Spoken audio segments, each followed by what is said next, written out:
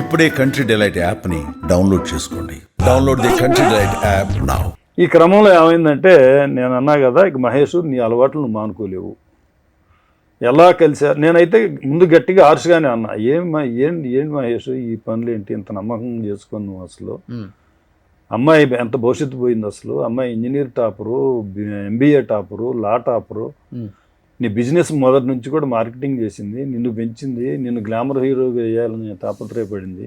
నిన్ను చేస్తే నువ్వు ఇట్లా చేయడం ఏంటంటే ఏమనలా అసలు. తప్పే మామయ్య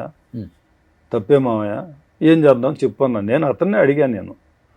అడిగితే అన్నాడు కదా, మామయ్య మేమైతే కలిసి ఉంటాం, నా నేచర్ ఒప్పుకోదు గౌతమి, నేను మార్చుకోలేను, బలహీనత ఉంది కాబట్టి నేను మార్చుకోలేను, అది ఒప్పుకోవట్లేదు, నేను మార్చుకోలేను, ఇక మేము డిస్పర్స్ అవుతాం. మేము ఎట్లా అవుతావు? ఇప్పుడు పిల్లగాడు ఉన్నాడు కదా, మరి వాడికి ఇవన్నీ చూడాలి కదా అన్నాను నేను. మామయ్య గుంటూరు బిల్డింగ్ ఉంది, గుంటూరు బిల్డింగు జగద్వాజ అంటే అబ్బాయి పేరు జగద్వాజ రాస్తా నేను. ఆ రెంట్ ఏదైనా వస్తే జాయింట్ అకౌంట్ వేసి వాడు మెయింటెనెన్స్కి పోద్ది. ఓకే, మీరు ఇచ్చిన డబ్బులు మీకు ఇచ్చేస్తా నేను. ఎంత ఇచ్చారు మీరు? నేను అట్లా చెప్పాలంటే సార్, అది రఫ్గా అయితే దగ్గర 3 కోట్లు స్టార్టింగ్ నుంచి ఇచ్చాను. స్టార్టింగ్ నుంచి 3.5 ఎకరాల పొలం పెళ్ళి అయ్యేటప్పటికి అమ్మాయి పేరు మీద ఉంది. మా బావగారు 2020లో ఎందుకంటే పొలం ఏం చేస్తుందండి అంటే, సరే అమ్ముకోండి మీరే అన్న. 3.5 ఎకరాలు అమ్ముకున్నారు, 5 కోట్ల రూపాయలు చిల్లర వచ్చింది. ఈ వ్యాపారాల నిమిత్తమే అమ్మాయి అడగడం, నేను ఇవ్వడం జరిగింది సార్. ఓకే, ఆ వ్యాపారంలో జూబ్లీ హిల్స్ ఏదో బ్రాంచ్ పెట్టారు, అదేదో లాస్ అన్నారు, అదే ఈ మధ్య అమ్మాయి చీటింగ్ కేసు పెట్టింది. 2022లో ఒక 50 లక్షలు ఇచ్చా. అతను అన్నాడు కదా, ఆ 50 లక్షలు ఇస్తామా అన్నాడు. నేను పెళ్ళప్పుడు ఎంత లిబరల్గా ఉన్నానో, వాళ్ళు డిస్పర్స్ అయ్యేటప్పుడు కూడా అదే లిబరల్గా ఉందామని కోరుకున్నాను నేను. సరే ఓకే, 50 లక్షలు డైవర్సు, ఆ పిల్లగాడికి బిల్డింగు, ఓకే. ఇక ఆ బ్రాండ్ డిస్టర్బ్ చేయను నేను. డైవర్స్ అంటే ఇంతవరకు ఏ కోర్టులో అప్లై చేసింది?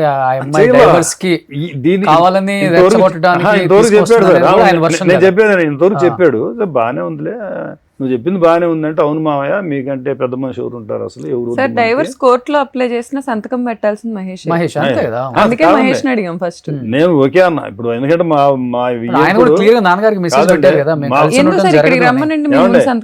మీడియా ముందు నేను చెప్తున్నా కదా, నిన్న మీడియా ముందు కూడా అన్నాడు, మా కోడలు అట్టడుగుతుంది ఇట్టడుగుతుందని. ఇప్పటికి నేను కమిట్ అయి ఉన్నా, ఇక్కడ 10 పంచాయతీలు అక్కర్లేదు. ఆయన 10 మందితో నాకు ఫోన్ చేయించాడు, 1-2 సార్లు సిట్టింగ్ పెట్టించాడు, ఎక్కడ స్టిక్ ఆన్ అవట్లే ఆయన. అవన్నీ కూడా ఉద్దేశం లేదు, అందుకే నేను చెప్తానండి, సబ్జెక్ట్ డైవర్ట్ అయింది. ఇట్లా 2 నెలలు గడిచాక మహేష్ ఏంటి మాకు డ్యూటీ ఈ వయసులో, ఆమెమో బడికి సెలవు పెట్టాలా, నాకా 70 ఏళ్ళు వస్తున్నాయి, ఈయనకు తీసుకురావటం నీకు చూపించడం ఈ కాదు. ఒక డెడ్ లైన్ పెట్టుకో, ఒక టైం పెట్టుకో, కటీఫ్ డేట్ పెట్టు, అప్పుడు డైవర్స్కి అప్లై చేసిన తర్వాత జ్యుడిషియల్గా నువ్వు చూసుకుందుగానే చెప్పాను నేను. లేదు మావయ్య మా నాన్న ఒప్పుకోవట్లేదు అన్నాడు అప్పుడు. ఓకే, అదేంటి మహేష్ మీ నాన్న ఒప్పుకోవట్లేదు అంటే, మా నాన్నతో మీరు మాట్లాడతారా అన్నాడు. నేను మాట్లాడతా, నేను చెప్పింది చాలా ధర్మంగా ఉంది అన్నావు కదా నువ్వు, దానికి ఒప్పుకుంటే నేను మాట్లాడతా. ఎందుకంటే మీ నాన్న మా అమ్మాయిని అన్నాడు, షావుకారు బిడ్డ అన్నాడు, ఆడవాళ్ళతో తిరిగి అన్నాడు. ఇవన్నీ అన్న తర్వాత ఇంకోటి సార్, హనుమాన్ జంక్షన్లో ఈ సినిమా ప్రమోషన్స్ పెట్టారు, మా పక్కనే అది, మమ్మల్ని పిలవలా అసలు. ఆ సినిమా ప్రమోషన్స్ మా కుటుంబాన్ని అవాయిడ్ చేశారు అసలు వాళ్ళు. ఇన్ని అవమానాలు జరిగాక మహేష్ మీ నాతో నేను కూర్చున్నావు అనుకో, పంచాయతీ కాదు కదా అది, తగాదా అవుద్ది అది, నేను చెప్పింది ధర్మంగా ఉందన్నావు, నువ్వే మాట్లాడి ఒప్పించుకో, లాయర్ దగ్గర కలుద్దామని చెప్పాను నేను. కానీ ఆ అబ్బాయికి ఉన్న ఆలోచన వాళ్ళ నాన్న పోసే మరి డైవర్ట్ చేసాడో ఏంటో నాకు అర్థం కావట్లేదు. కానీ ఈ చిన్నగా ఏంటంటే, ఈ ఫ్రాంచైజీలో వాళ్ళని డబ్బులు ఇవ్వద్దని, వీళ్ళని డబ్బులు ఇవ్వద్దని, ఈ 4 హోటల్స్ ఉన్నాయి అతనికి, వాటి నుంచి డబ్బులు ఆపటం, ఈ డిస్టర్బెన్స్ మొదలైంది అమ్మాయికి అతనికి. ఇక మా చేతుల్లో లేకుండా పోయింది. ఇక మహేష్ మా చేతుల్లో లేడు, ఈ ఇష్యూ కూడా మా చేతుల్లో లేకుండా పోయింది. అమ్మాయి డబ్బులు కూడా రిటర్న్ అవ్వలేదు. లేదండి అసలు. ఇక ఏమన్నా అంటే మామయ్య ఇప్పుడు మా ఏం చెప్తున్నాడు, మీడియాలో కూర్చొని కోట్లు అడుగుతుంది, కోట్లు. నేను ఇప్పుడు చెప్తున్నా కదా, మీరు రికార్డ్ చేస్తారు కదా, నేను ఆయన నువ్వేం చేస్తావు మహేష్ అంటే ఆయన చెప్పింది అది. నేను ఇవాళ స్టిక్ అనే ఉన్నా, నువ్వు ఎందుకు ఉరుకులు పెట్టి మా డబ్బులు నీ 100 కోట్లు 1000 కోట్లు మాకెందుకు సార్, మాకు అక్కర్లేదు కదా. మేము ఇప్పుడు నా 3.5 ఎకరాల పొలం అమ్ముకున్నారు, నేను డబ్బులు అవి కూడా అడగట్లేదుగా నేను. ఆ అబ్బాయి ఇస్తాను 50 ఇమ్మన్నా నేను. హ్యాపీగా విడిపోండి అని చెప్పాను నేను. ఓకే. దానికి కూడా వాళ్ళ నాన్న ఒప్పుకోలేదని దాన్ని ఏం చేశారంటే ఇక అమ్మాయి కోర్టులో వేసిందండి. ఎంతకాలం పరిస్థితి అమ్మాయి మాత్రం ఇక కోర్టులో వేసింది. కోర్టులో వేసాక మొన్న తర్వాత ఏమైందంటే చీటింగ్ కేసు ఒకటి పెట్టింది, జూబ్లీ హిల్స్ అమ్మాయి పేరు మీద చేసినది. ఇప్పుడు ఆయన ఏమంటాడు, పోలీస్ స్టేషన్లో కేసు పెడితే మేనేజ్ చేశారంటాడు. అంటే ఇప్పుడు ఒక అమ్మాయి అన్యాయం జరిగితే ఎక్కడ పోతే చెప్పండి. పోలీసు వాళ్ళకి పిలిస్తే పోలీసు వాళ్ళకి మేము జీతం ఇస్తామండి, మా మాట వింటారు హైదరాబాద్లో. పోలీసు వాళ్ళు స్టేషన్కి పోయినా మేమే పెట్టామంటాడు, లేకపోతే మీడియా దగ్గరకు వచ్చినా ఏదో డబ్బులు ఇచ్చేసామంటాడు. ఎక్కడికి స్టిక్ ఆన్ అవ్వట్లేదు సార్. ఎంతమందితో ఫోన్ చేయించాడని పంచాయతీకి, మొండితోక అరుణ్ కుమార్ గారు, నరేంద్ర గారు అని వాళ్ళ ఇంట్లో పంచాయతీ జరిగిందండి. ఎమ్మెల్సీ ఆయన మాకు ఆయనకి ఇద్దరికి బాగానే ఉంటాడు కాబట్టి నరేంద్ర అని కృష్ణరాజు గారి పెంచుకున్న అమ్మాయి భర్త, ఆయన ఇంట్లో పంచాయతీ జరిగింది. పంచాయతీ జరిగితే ఇదే ఫస్ట్ మహేష్ చెప్పిందే నేను చెప్పాను. నేను చెప్తే వాళ్ళ నాన్న అట్లా ఒప్పుకోవట్లేదు, అమ్మాయి పేరు బ్రాండ్ ఉంది చూడండి, ఆ బ్రాండ్ కూడా అంట వాళ్ళకి పెట్టేయాలంట. ఓకే. బ్రాండ్ అసలు ఎట్లా న్యాయం అండి అసలు అది ఎట్లా అసలు అది పంచాయతీ ఎట్లా వద్దంటాను నేను. బ్రాండ్ పెట్టడం ఏంటి అంటే, ఇప్పుడు అమ్మాయికి అబ్బాయి ఇచ్చి పంపిస్తాడా, అబ్బాయికి అమ్మాయి ఇచ్చి పంపిస్తుందా చెప్పండి అంటే వాడు ఇంటలేదండి ఆయన ఏందో అన్నారు. తర్వాత మా నందిగామ లాయర్ గారు, టీడీపీ లాయర్ ఉన్నాడు, ఎవరు శ్రీనివాసులు నాయుడు గారిని, ఆయన ఫోన్ చేశాడు, అన్న నువ్వేమనుకోకంటే కరీముల్లా నేను ఎక్కడైనా కూర్చుంటా, నాకు క్లోజ్ చేయాలి దాన్ని, హ్యాపీగా మా అమ్మాయి పని చేసుకోవాలి, ఈ దగ్గర నేను వదిలించుకోవడానికి సిద్ధంగా ఉన్నా, వాళ్ళు స్టిక్ ఆన్ అయితే చెప్పన్నా. తర్వాత ఆడ స్టిక్ ఆన్ అవ్వాలి, వాళ్ళు రాలేదు. తర్వాత మా ఫ్రెండ్ గోపి కిరణ్ కుమార్ అని ఉన్నాడు, ఆయన ఫోన్ చేశాడు, అన్న శ్రీరామ్ తాతయ్య గారు జగ్గేపేట ఎమ్మెల్యే గారు ఉన్నాడు కదా, ఆయన తమ్ముడు చిన్నబాబు అడగమన్నాడన్న, కాకాని వెంకటేశ్వరరావు వచ్చాడంట ఆయన దగ్గరికి. అంటే కిరణ్ నేనైతే రెడీయే, కానీ ఆయన అసలు ఆయన కూర్చుంటాడో లేదో కనుక్కోండి, నేనైతే ఆయన ఎందుకంటే ఇప్పుడు ఇది 4 ఇప్పుడు ఈయన వెళ్ళి కలిసి ఈ పెద్ద మనుషులు చెప్పలేకపోతున్నారు, ఆ అమ్మాయికి ఏదో ఒకటి ఇచ్చేసి క్లోజ్ చేసుకోండి అని చెప్పలేకపోతున్నారు. ఆ అమ్మాయికి ఏదో ఒకటి ఇచ్చేసి కాదు సార్, ఆ అమ్మాయి దగ్గర ఉంది లాక్కోకండి అని చెప్పలేకపోతున్నారు. అది ఓకే, అది ఇంకా లాక్కోవడానికి ఏముంది, ఇంకా ఇది తప్పితే ఏం లేదు కదా. కాదు, ఇప్పుడు ఆయన ఒక మాట అన్నారు, ఫుడ్ బిజినెస్ లలో ఏమొచ్చి వస్తుంది, కోట్లు కోట్లు ఎక్కడి నుంచి వస్తాయి, కొత్త మాట ఏమొచ్చింది, ఒకప్పుడు ప్యారడైజ్ పెద్ద ఫేమస్, అది ఫేమస్, వాళ్ళకే దిక్కులేదు, ఇప్పుడు ఇదేముంది అన్నారు. చల్లుతున్నాడు ఆయన. మీడియాను కూడా దిశ ఏమైంది, వైఎస్ఆర్ చచ్చిపోతే ఏమైంది, ఎన్టీఆర్ చచ్చిపోతే ఏమైంది, ఒకరోజేగా మీడియా వాళ్ళు ఏమైంది అని అన్నాడు. మీ మీడియాలోనే అన్నాడు, విన్నా. మీ మీడియా ఈ ప్రపంచంలో ఎన్ని కుంభకోణాలు బయటికి తీసింది, ఎన్ని జీవితాలు కాపాడింది. ఇవాళ ఎక్కడైనా అన్యాయం జరిగితే సామాన్య మానవుడు ఏమంటున్నాడు, మీడియా అంటున్నాడు. అసలు సత్వర న్యాయం జరిగేది మీడియా దగ్గర. అటువంటి మీడియాలో కూర్చొని కూడా ఆయన మీడియాది ఏముంది అంటున్నాడు. మీ ముందు మేము చెప్తున్నాం సార్, ఇది మీకే కాదు సమాజానికి చెప్తున్నాం. మేము వాళ్ళ ఆస్తులు మేము అన్యాయంగా మేము అడగట్లేదు, మేము క్లోజ్ చేయాలని మేము, ఎందుకంటే దీన్ని క్లోజ్ చేసుకోవాలని బ్రాండ్ అడుగుతున్నారు. అది కూడా చెప్పు, వాళ్ళు ఏం చేస్తున్నారంటే ఉన్న బ్రాండ్ కూడా లాక్కోవాలని చూస్తున్నారు వాళ్ళు. చూద్దాం ధర్మ మహేష్ నా కాల్ ఏమో లిఫ్ట్ చేస్తాడో. నిన్న మాట్లాడిన దాంట్లో ఏం మాట్లాడారండి? ఇంకో మాట అన్నాడు సార్, మామయ్య మా నాన్నకు ఒకటే చెప్పా, కోర్టుకు పోయినా కూడా నేను ఇదే మాట చెప్తా అన్నాడు నాతో. నేను అమ్మాయిలతో తిరుగుతాను అని మా నాన్నతో చెప్తా, ఆయన వినకపోతే అని చెప్పాడు సార్ నాకు. అయినా అతని గురించి ఒక క్వశ్చన్ మార్క్ గా బయటకు వచ్చా నేను.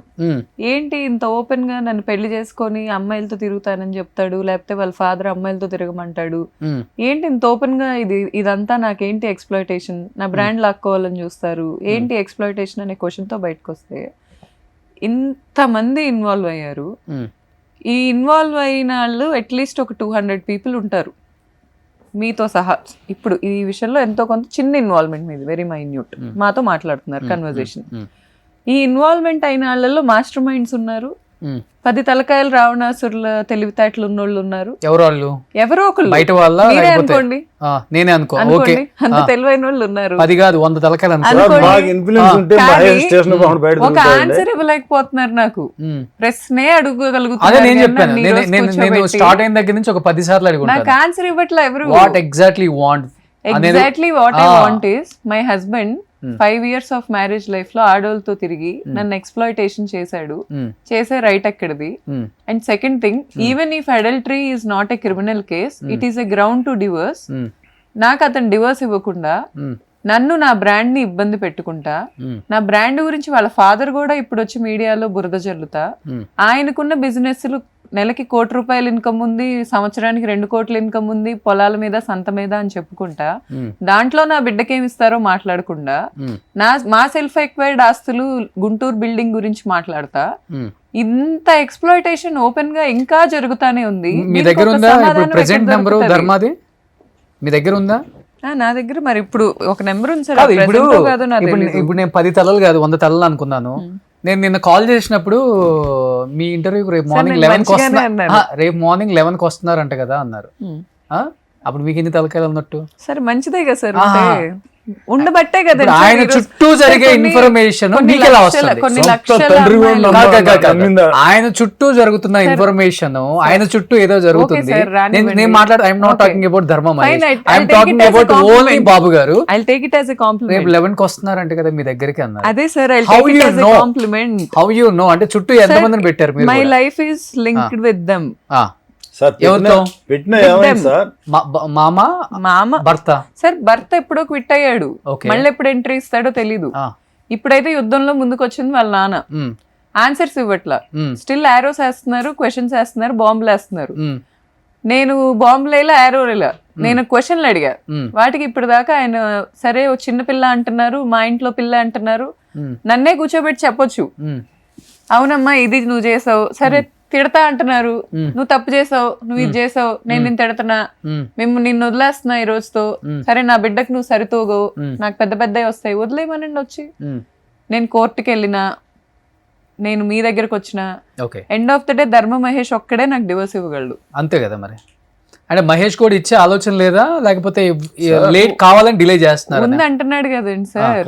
నిన్న బిగ్ టీవీకి వచ్చిన వాళ్ళు, నిన్న ఆర్టీవీకి వచ్చిన వాళ్ళు సుమన్ టీవీకి ఎందుకు రారు? ఒకసారి మీరు మీరు మీరు చాలా చాలా పెద్ద జర్నలిస్ట్ హైదరాబాద్ లో, ఒక్కసారి నా కోసం ప్రయత్నించండి, ఆయన రమ్మనండి, నేనేం కోట్లు అడిగాను. అంటే ఇప్పుడు నాకు మీరే ఇన్ఫర్మేషన్ ఇచ్చారు కదా, మీ దానికి వస్తున్నారంట కదా అని, మీరు కూడా ఏమన్నా అవతల వ్యక్తితో చెప్పారా మేము వస్తున్నాము ఆయన వస్తున్నాడు అని చెప్పేసి? అందుకని రాలేదేమో, ఫోన్ ఎత్తట్లేదేమో నేను అనుకుంటున్నాను. రమ్మన్నాడు అమ్మాయిని, అమ్మా నీకేం కావాలో రా అని అడిగాడు ఆయన, నేనేం చెప్పలేదు, మేము వచ్చింది అందుకే సార్. ఇప్పుడు నిన్న ఒక ఛానల్లో ఉన్నారు, ఆయన మైక్ తీసేసి వెళ్ళిపోయారు. వెళ్ళిపోయే క్రమంలో కావచ్చు, లేకపోతే వెళ్ళిపోక ముందు ఆయన వచ్చి మీరు వచ్చి కూర్చున్నప్పుడు కానీ మాట్లాడటం జరగలేదు అసలు? ఇంకా కన్వర్సేషన్ ఏం లేదు సార్? ఇంకోటి కూడా నైతికంగా సార్, మా ఇంట్లో కూర్చొని మాట్లాడుకోవచ్చు సార్. సార్ నైతికంగా ఆయన రితు చౌదరి గారి కోసం తీసుకున్న స్టాండ్ నా బిడ్డ కోసం తీసుకోమనండి, నా కోసం నేను తీసుకొని వస్తాను ఆయన్ని. ఇంటికి రండి సార్, పెద్దరికంగా కూర్చోమనండి. మీ ద్వారా సమాజానికి ఒక మాట చెప్పండి సార్. ఆయన మహిళల జీవితాల గురించి ఆలోచిస్తున్నాడు పాపం, మహిళల జీవితాలు ఆగమైపోతున్నాయి అని. కాబట్టి మేము కూడా అదే ఆలోచనలో ఉన్నాం. చెప్తున్నారు ఆయనే చెప్తున్నారు కదా, నా కొడుకు ఎదవా ఆయన చెప్పారు. ఎవరైనా చెప్తారా సార్? చెప్పారు కదా ఇన్ని ఇంటర్వ్యూస్ లో నా భర్త ఎదవని చెప్పి అమ్మాయికి న్యాయం చేయాలిగా. ఎదవంటే అయిపోయిందా శిక్షక? అరే దరిద్రుడా, మరి అమ్మాయి ఇంత చేసింది, ఇట్లా చేసింది, ఎందుకు ఇబ్బంది పెడుతున్నావురా నువ్వు అని చెప్తే అది మనిషి చెప్పట్లేదు కదా. మా అబ్బాయి ఎదవని తప్పుకుంటున్నాడు, వేరే మహిళను లాగుతున్నారు, మేము లాగం సార్. మా అమ్మాయి దరిద్రం వదిలేయమనండి.